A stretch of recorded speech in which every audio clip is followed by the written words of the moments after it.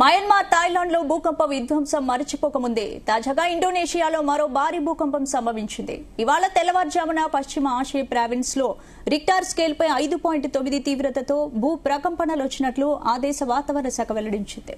స్థానిక కాలమానం ప్రకారం ఉదయం 2:48 భూమి కంపించిందని సిమోయులు రీజెన్సీలోని సినాబాంగ్ నగరానికి ఆగ్నేయంగా 62 కిలోమీటర్ల దూరంలో సముద్ర మట్టానికి 30 కిలోమీటర్ల లోతులో భూకంప కేంద్రం ఉన్నట్టు వెల్లడించారు. అర్ధరాత్రి గాఢ నిద్రలో ఉండగా ఒక్కసారిగా భూమి కంపించడంతో ప్రజలు భయాందోళనకు గురయ్యారు. కాసేపటి దాకా ఏం జరుగుతుందో అర్థం కాక ఇళ్ల నుంచి బయటకు పరుగులు తీశారు. ఈ భూకంపం మొదట 6.2 తీవ్రతతో నమోదు కాగా తర్వాత తీవ్రత తగ్గిందని అధికారులు తెలిపారు.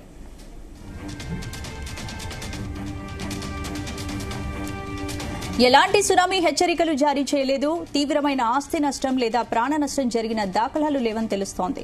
భూకంప ప్రభావిత ప్రాంతాల్లో ప్రభుత్వం యుద్ద ప్రాతిపదికన సహాయక చర్యలు చేపట్టింది. కాగా Pacific ring of fire zone లో ఉన్న ఇండోనేషియా దేశంలో తరచూ భూకంపాలు సంభవిస్తుంటాయి. ఈ క్రమంలోనే గత నెలలో కూడా ఆ దేశంలో భూకంపం సంభవించింది. మాసోహి, కబుపటేన్, మాల్కుటెంగా సమీపంలో 10 కిలోమీటర్ల లోతులో భూకంపం సంభవించింది.